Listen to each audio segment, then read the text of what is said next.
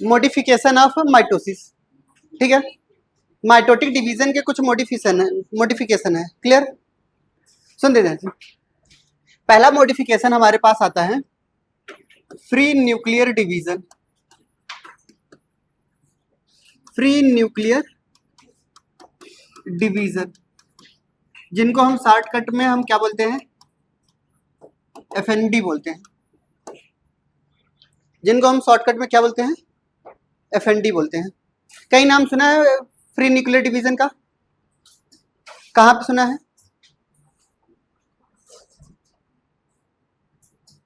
जब हमारे पास क्या होता था कि ओव्यूल हम लोग बनाते थे, ठीक है, sexual reproduction in flowering plant में आएगा ये, क्लियर। तो फ्री न्यूक्लियर डिवीजन भी एक तरीके का कैसा है बताइए, माइटोटिक डिवीजन है, जिसमें अगर कोई एक सेल हमने बनाया, ये सेल है, ये सेल के अंदर का क्या है, न्यूक्लियस। अगर इनके अंदर क्या होता है, फ्री न्यूक्लियर डिवीजन होता है, तो इनमें क्या होगा कि एक सेल के अंदर कितने न्यूक्लियस बन जाएंगे बताइए, 2 न्यूक्लियस बन गए। फिर ये इनमें क्या होगा, आगे एक एफएनडी अगर और हुआ, फ्री न्यूक्लियर डिवीजन हुआ, तो एक सेल्स के अंदर कितने न्यूक्लियस बन जाएंगे बताइए, क्लियर। यानी इनके अंदर क्या हो रहा है, कैरियोकाइनेसिस तो हो रहा है बट साइटोकाइनेसिस नहीं हो रहा है। कैरियोकाइनेसिस तो हो रहा है बट साइटोकाइनेसिस नहीं हो रहा है। जिस कंडीशन के दौरान इस सेल्स के अंदर कैसा स्ट्रक्चर नजर आएगा बताइए, मल्टी न्यूक्लिएटेड नजर आएगा कि नहीं, कैसे स्ट्रक्चर नजर आएंगे, मल्टी न्यूक्लिएटेड स्ट्रक्चर नजर आएंगे। और मल्टी न्यूक्लिएटेड स्ट्रक्चर का नाम क्या हमने रखा था बताइए, सिंसीटियम नाम याद रखा था, नहीं होगा, क्लियर।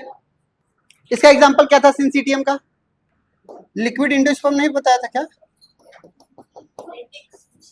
हाँ वही लेटेक्स और लिक्विड इंडोस्पर्म भी।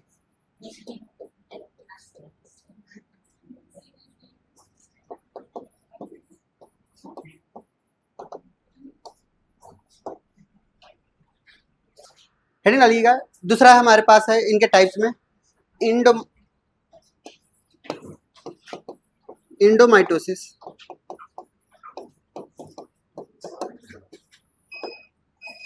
इंडोमाइटोसिस में क्या समझते हैं, ये एक तरीके का माइटोटिक डिवीजन है जो हमारे न्यूक्लियस के अंदर होता है, क्लियर।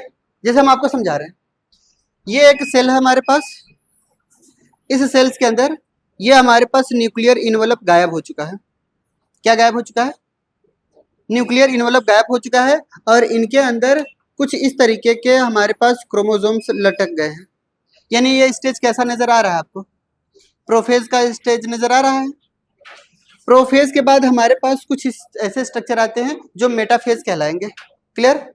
मेटाफेज के दौरान कैसा स्ट्रक्चर हो जाएगा बताइए, ये हमारे पास सेल हुआ, उनके अंदर ये न्यूक्लियर इनवलप धीरे धीरे गायब हो गए, क्लियर। न्यूक्लियस के बाद हमारे पास क्रोमोसोम्स कुछ इस तरीके से स्ट्रक्चर नजर आएंगे, आपको कुछ इस तरीके के स्ट्रक्चर नजर आएंगे, क्लियर। अब ये हमारे पास मेटाफेज हो गया, क्लियर। यहाँ पे सेंट्रियोल था, यहाँ पे सेंट्रियोल था, सेंट्रियोल हमने बनाया, क्लियर। मेटाफेज के बाद हमारे पास क्या होते हैं कि ये जब सेल्स डिवाइड होते हैं, क्रोमोसोम्स जब डिवाइड हो रहे हैं, तो क्रोमोसोम्स कुछ इस तरीके से डिवाइड होते हैं कि यहाँ पर एनाफेज के दौरान यहाँ पर एक सेल्स, यहाँ पे एक सेल्स, यहाँ पे एक क्रोमोसोम्स, यहाँ पे एक क्रोमोसोम्स बन जाएंगे, क्लियर। बट स्पिंडल फाइबर का फॉर्मेशन नहीं होता, क्या नहीं होता, स्पिंडल फाइबर का फॉर्मेशन नहीं होता।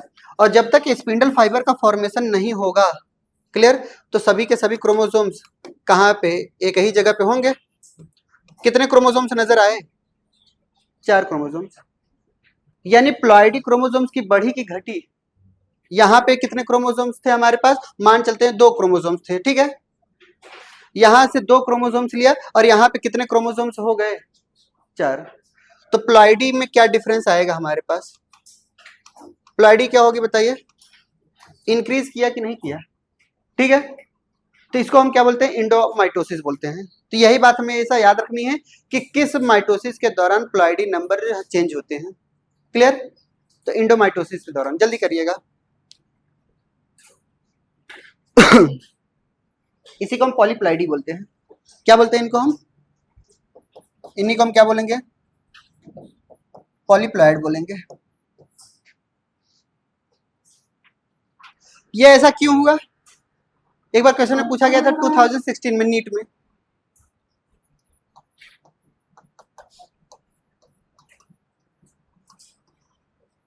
चलिए, ऐसा क्यों हुआ?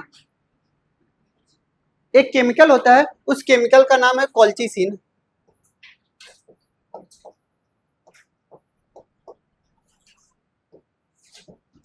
क्या नाम है? कोल्चिसिन। ठीक है, ये एक तरीके का पॉइजन है। क्या बताइए? ये एक तरीके का पॉइजन होता है जो स्पिंडल फाइबर को बनने ही नहीं देता। ठीक है, यानी ये क्या करता है, ये अरेस्ट करता है। डायरेक्ट मैं आंसर लिख रहा हूं, arrest the spindle fibre formation during metaphase. Metaphase के दौरान स्पिंडल फाइबर का फॉर्मेशन होता है, उसको ये अरेस्ट कर लेता है। ठीक है, और अरेस्ट करने की वजह से इनके अंदर क्या नहीं बन पाते, स्पिंडल फाइबर नहीं बनेंगे। क्लियर? अब हमारे पास तीसरा जो आता है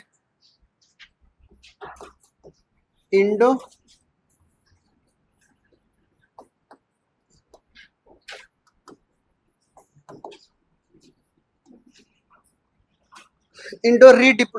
रीडुप्लीकेशन। डुप्लीकेशन किसे कहते हैं? अरे रेप्लिकेशन को ही डुप्लीकेशन बोलते हैं, भूल गए क्या? डुप्लीकेशन किस फेज में होता था? एस फेज में। जैसे कि हमारे पास ये एक सेल है, ध्यान समझिएगा, ये एक न्यूक्लियस है। न्यूक्लियस के अंदर ये हमारे पास क्या है, क्रोमेटिन है। ठीक है, अगर ये क्या होता है, हमारे पास क्रोमोसोम्स का डुप्लीकेशन अगर हो रहा है तो इस सेल्स के अंदर, क्लियर, डुप्लीकेशन के दौरान क्या होगा, ये डबल हो जाएंगे।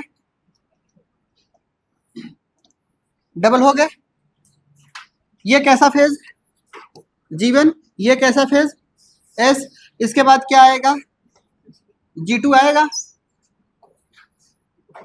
G2 के दौरान क्या होगा बताइए? कुछ नहीं होगा, और क्या? क्लियर? कुछ नहीं होगा। G2 के बाद अगर M फेज इंटर करता है, M फेज आएगा, माइटोटिक फेज। M फेज ना आकर के, क्या बोला, M फेज ना हो करके फिर से एक बार कैसा फेज आ जाए, S फेज अगर स्टार्ट हो जाए तो कैसा क्रोमोसोम्स होगा? ये ऐसे था ही।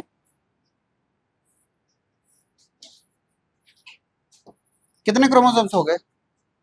4। समझ आई बात? यही हमारे पास डुप्लीकेशन। इसी को हम पॉलीटीन बोलते थे। क्या? सबसे बड़ा क्रोमोसोम्स क्या था? पॉलीटीन भी था हमारे पास, एक सलेवरी ग्लैंड में पाया गया था, और एक हमारे पास लेम्प्रस क्रोमोसोम्स, बल्बियानी रिंग्स। याद आ रहे हैं? इन सब में भी पाए जाते हैं। अगर एक ऑप्शन में पूछा जाएगा तो क्या बताएंगे? सलेवरी ग्लैंड वाले। क्लियर? जल्दी करिएगा।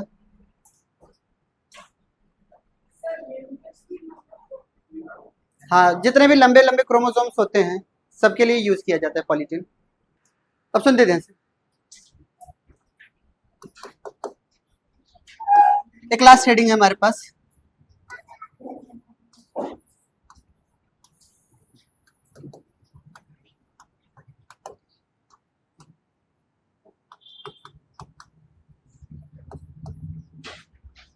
Cell cycle control. सुनते ध्यान से, हमारे पास किसी भी तरीके के सेल डिवीजन जो होते हैं वो हमने बताया था एक कंट्रोल मैनर में होते हैं। किस मैनर में होते हैं? एक कंट्रोल मैनर में होते हैं। और अगर कभी भी हमारा कंट्रोल्ड बिगड़ जाए तो उसी वो किस में कन्वर्ट हो जाता है? किस में कन्वर्ट हो जाएगा? कैंसर में। इसको कंट्रोल करने के लिए कंट्रोल्ड बाई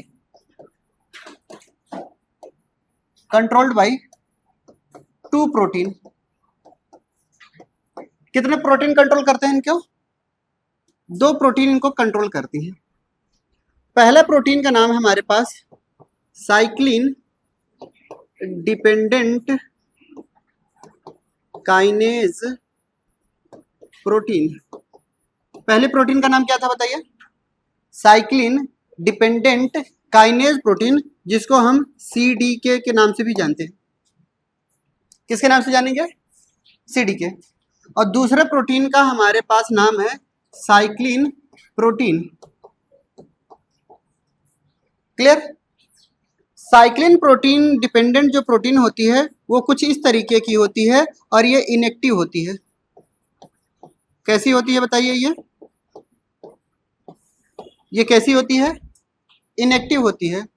जबकि हमारे पास साइक्लिन डिपेंडेंट प्रोटीन जो होती है कुछ इस तरीके की पाई जाएंगी। क्लियर? ये कब तक इनएक्टिव रहेगी? जब तक ये अकेले रहेगी। जब ये इनसे कंबाइंड होती हैं, यानी ये जो हमारे पास ये वाला पार्ट है जब इनसे कंबाइंड होता है तब ये कैसी हो जाती हैं बताइए? ये एक्टिव हो जाती हैं। क्या हो जाती हैं? एक्टिव हो जाती हैं। और जब ये एक्टिव होती हैं तो ये एक चेक पॉइंट बनाती हैं। ये क्या बनाती है बताइए? एक तरीके का चेक पॉइंट बनाती है। और चेक पॉइंट दो जगह पे प्रेजेंट होते हैं हमारे सेल्स के अंदर। कहाँ? कितने जगह? दो जगह होते हैं। जैसे अब ये क्या करती है? ये कंट्रोल करती है हमारे सेल साइकिल को। ये सेल साइकिल को क्या करती है? हमारे कंट्रोल करती है ये चेक पॉइंट। क्लियर? जैसे हम आपको समझा रहे हैं, अगर कोई भी ये सेल साइकिल हमने बनाया, सेल साइकिल के दौरान यहाँ पे कुछ इस तरीके के ये हमारे पास G1, ये S, ये G2, ये हमारे पास M। ठीक है? पहला चेक पॉइंट जो होता है, यानी दो जगह चेक पॉइंट होते हैं हमारे यहाँ। कितने जगह चेक पॉइंट होते हैं? दो जगह चेक पॉइंट होते हैं। जब कोई भी सेल्स G1 से S फेज में जा रहा होता है तब चेक पॉइंट लगे होते हैं, और जब G2 से M के पास जा रहे होते हैं तब होते हैं इनके पास चेक पॉइंट। पहला चेक पॉइंट किसके किसके बीच में बताइए? पहले किसके बीच में? G1 एंड S के बीच में चेक पॉइंट लगे होते हैं। क्लियर? और दूसरा बताइए, G2 एंड M के बीच में चेक पॉइंट लगे होते हैं। क्लियर? पहला चेक पॉइंट किसके किसके बीच में? इनके और इनके बीच में चेक पॉइंट। क्लियर? और दूसरा चेक पॉइंट किसके किसके बीच में? इनके बीच में। तो इनके बीच में जो चेक पॉइंट लगा होता है इसको हम G2 and M check point बोलते हैं, और यहाँ पे G1 और S के बीच में जो लगा होता है G1 S चेक पॉइंट बोलते हैं इनको हम। क्लियर? आप हमें बताइए, जितने भी मटेरियल का बनना होता है मैक्सिमम प्रोटीन सिंथेसिस कहाँ होती है? जीवन में। मैक्सिमम हमारे पास जितने भी मैकेनिज्म पाए जाने चाहिए सेल साइकिल के लिए, जो जरूरी चीजें होती है वो कहाँ पे होती हैं? जीवन में। जीवन से एस में जाएगा, कोई भी चीज अगर सही तरीके से नहीं बनी रहेगी तो ये चेक पॉइंट क्या करता था बताइए? दो काम ऑप्शन देता था, या तो कहता था कि आप G0 में चले जाइए, या तो फोर्स करता था क्या करने के लिए? सुसाइड करने के लिए। क्लियर? फिर अगर यहाँ से सही सब कुछ सही सलामत बना तो ये चीजें किसको इंटर करेगी? अलाउ करेगी एस फेज में इंटर करने के लिए। एस फेज के बाद G2 फेज में अपने आप चला जाएगा। एस फेज में क्या होगा? एस फेज में डुप्लीकेशन ऑफ क्रोमोसोम्स हमने बताया था, डुप्लीकेशन ऑफ हिस्टोन प्रोटीन बताई थी। बोलिए, यानी ये सारी चीजें बताई थी। अब यहाँ से कहाँ पे जाएगा? G2 में। इनके इनके बीच में किसी भी तरीके का चेक पॉइंट नहीं लगा है। अब G2 से M फेज में अगर जाना होगा तो जितने भी मटेरियल इंपॉर्टेंट होते हैं प्रोटीन वगैरह वो यहाँ पे चेक पॉइंट के द्वारा चेक किए जाते हैं, तभी ये M फेज में इंटर करेंगे, अन्यथा इंटर नहीं करवाएंगे। क्लियर? और यही CDK के बारे में एक बार क्वेश्चन में पूछ लिया गया था, नीट 2016 की ही बात है, यहां से क्वेश्चन उठे हैं। क्लियर? हेडिंग डालते हैं हमारे पास डाइवर्सिटी ऑफ लिविंग वर्ल्ड। नए चैप्टर की शुरुआत करते हैं, डाइवर्सिटी ऑफ लिविंग वर्ल्ड। चलिए हम आपको कुछ माहौल बनाते हैं। ठीक है? ये यूनिट का नाम है diversity of living world. Clear? अब इसमें हम ये नहीं देखेंगे कौन सा चैप्टर है। एक बार diversity of living world start किया तो जब तक एनिमल किंगडम खत्म नहीं हो जाता तब तक मैं रुकूंगा नहीं। हाँ हाँ, इसी में सब कुछ। ठीक है? ये चैप्टर वाइज हम नहीं चल पाएंगे। क्लियर? आपको क्वेश्चंस कैसे लगाने हैं वो हिसाब से हम बताएंगे, आपको पढ़ाएंगे। क्लियर? सुनते जाते हैं।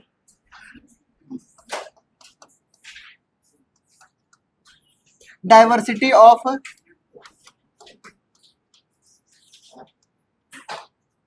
Of living word.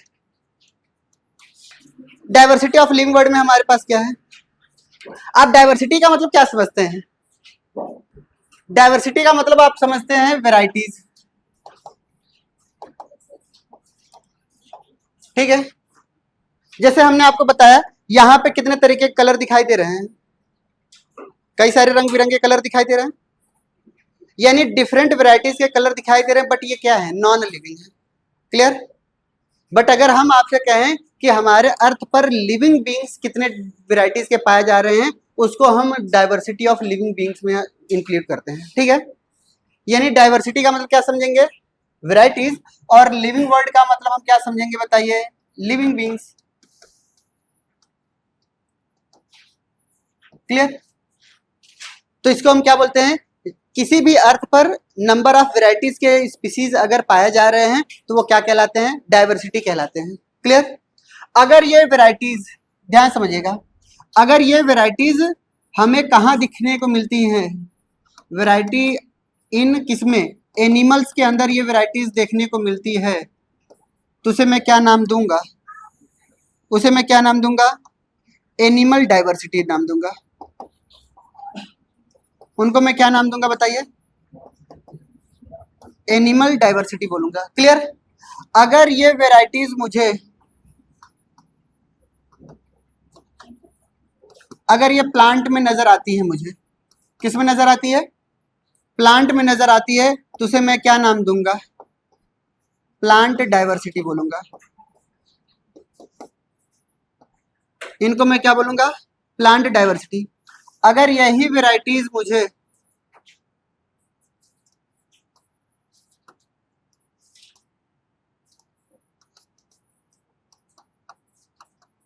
अगर ये वैरायटीज मुझे माइक्रोब्स या माइक्रो ऑर्गेनिज्म में दिखाई देते हैं, ठीक है, तो उसे मैं क्या नाम दूंगा? माइक्रोब्स डाइवर्सिटी बोलेंगे। बट आपके सिलेबस में हमें कौन पढ़ना है, क्या क्या पढ़ना है बताइए? आपके सिलेबस में प्लांट डाइवर्सिटी पढ़नी है मुझे और एनिमल डाइवर्सिटी पढ़नी है। बोलिए बात सही है? हमारे सिलेबस में ये है। माइक्रोब्स का हम मोनेरा में पढ़ा देंगे। माइक्रोब्स का कहाँ पे पढ़ाएंगे बताइए? मोनेरा में सब कुछ पढ़ा देंगे। क्लियर? जल्दी करिए। ये सब के सब क्या कहलाते हैं? बायोडाइवर्सिटी कहलाते हैं। ये सब के सब क्या कहलाते हैं? बायो का मतलब लाइफ, डाइवर्सिटी का मतलब वेराइटीज, ठीक है। वो सब के सब किसमें कहलाते हैं? बायोडाइवर्सिटी। बायोडाइवर्सिटी में कितने लोग आएंगे? Animal diversity, plant diversity and microbe diversity, ठीक है। चलिए सुन दे ध्यान से, एक बात नोट डाल करके लिखिएगा। सुन दे ध्यान से, अगर हम बात करेंगे मैक्सिमम बायोडाइवर्सिटी कहां पे नजर आती है आपको, तो आप कहां पे बताते हैं? ट्रॉपिकल रेन फॉरेस्ट में, ठीक है। बट ये टेरेस्ट्रियल है, ठीक है। एक्वेटिक में कहा? एक्वेटिक में अगर हम बात करेंगे तो मैक्सिमम बायोडाइवर्सिटी कहां नजर आएगी हमें? कोरल रीफ का नाम सुना है? हाँ बोल दो, अच्छा लगेगा, ठीक है। हाँ वहां पे पाई जाती है, ठीक है। सुन दे जैसे, एक साइंटिस्ट थे, सुन दे जैसे अभी, अकॉर्डिंग टू रॉबर्ट मे, किसके अनुसार? रॉबर्ट मे के अनुसार, ठीक है। टोटल बायोडाइवर्सिटी कितनी पाई गई है? तो टोटल बायोडाइवर्सिटी